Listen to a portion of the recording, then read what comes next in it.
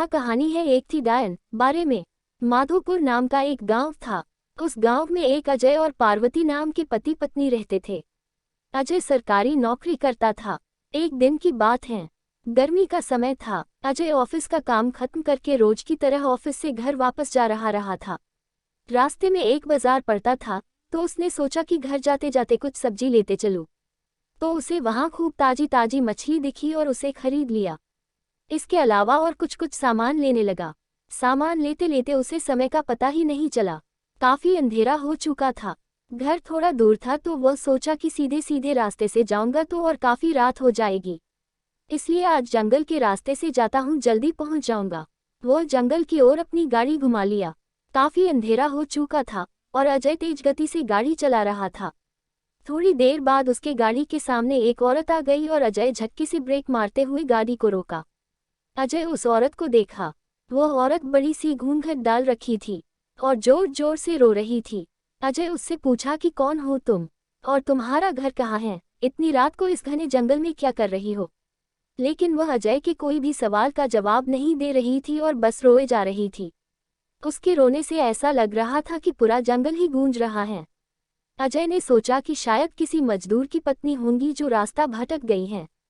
रास्ता बहुत ही सुनसान था, इसलिए उसने सोचा कि इस औरत की मदद किया जाए।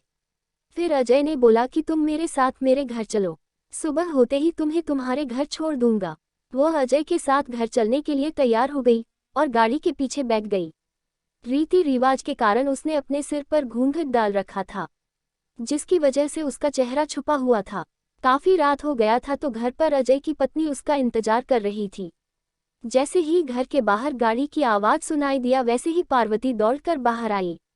उसने अजय के साथ एक औरत को देखा, तो उसने अजय से पूछने लगी कि ये कौन जो तुम्हारे साथ आई है। अजय ने सारी कहानी पार्वती को बताया। पार्वती की तबीयत थोड़ी खराब थी, इसलिए वह खाना नहीं बना पाई थी। तो अजय ने बोला तुम आराम करो, आज का खाना यही बना देगी। लेकिन पार्वती को उस औरत पर शक हो गया था। उसे लगा कि ये कोई साधारण औरत तो लग नहीं रही है, शायद ये कोई चोरनी होगी जो चालाकी से घर का सामान चुराने आई है। पार्वती ने इसे अपना रसोई घर दिखाया और बोली मौसम बहुत खराब हो रहा है, तुम जल्दी से खाना बना लो।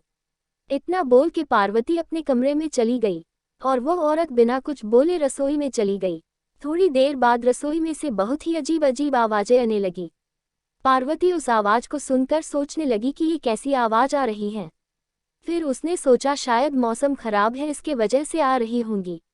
लेकिन उस औरत को लेकर उसका मन अभी भी शांत नहीं था। जब पार्वती 20 मिनट बाद दोबारा रसोई में गई, तो देखी कि वो औरत अभी चुपचाप बैठी ही थी। पार्वती को ये देखकर बहुत गुस्सा आया और पार्वती चिल्लाकर बोली अभी तक तुमने खाना बनाना शुरू भी नहीं किया है, जल्दी बनाओ खाना, सबको भूख लगी है। उस औरत ने कुछ भी जवाब नहीं दिया और चुपचाप अपना चेहरा ढक कर बैठी थी। पार्वती ने कितने बार उसका चेहरा देखने की कोशिश की, लेकिन देख नहीं पा रही थी। पार्वती ने फिर उससे कहा चलो अब जल्दी से खाना बना लो, अगर किसी चीज की जरूरत पड़ी तो मुझे बुला लेना। लेकिन फिर भी वो कुछ नहीं बोली। पार्वती को लगा कि शायद ये अनजान लोग से डर रही है, इसलिए नहीं बोल रही है। पार्वती रसोई से चली गई, लेकिन जब 10 मिनट बाद वह फिर जब वापस आई तो रसोई का दृश्य देखकर डर गई। उसके पैर वहीं जम गए और उसके गले से आवाज भी नहीं निकल रही थी। उसने देखा कि वह औरत रसोई घर के बीचों बीच में बैठकर दोनों पैर फैलाकर कच्ची मछलियां खा रही है। उसके सिर का घूंघट भी उतरा हुआ था। उसका चेहरा बेहद डरावना था। बाल बहुत बड़े बड़े और सफेद थे, नाखून भी बहुत काले थे। वो मछली खाने में इतनी व्यस्त थी कि वो पार्वती को देख ही नहीं रही थी। पार्वती उसे देखकर चिल्लाई नहीं कि और ज्यादा अपना खतरनाक रूप ना बना ले। पार्वती ने धीरे से एक थाली उठाए और चूल्हे में जलता हुआ कोयला उठाकर उसकी तरफ दौड़कर उस डायन के ऊपर गर्म कोयला फेंक दी। आग की जलन की वजह से वह जोर जोर से चिल्लाने लगी। उसकी आवाज इतनी तेज थी कि उसे सुनकर सारा गांव इकट्ठा हो गया। पार्वती ने उसे आग दिखा दिखाकर अपने घर से बाहर की। वह आग की डर से सीधा जंगल की ओर भाग गई, फिर वापस उस गांव में कभी नहीं आई।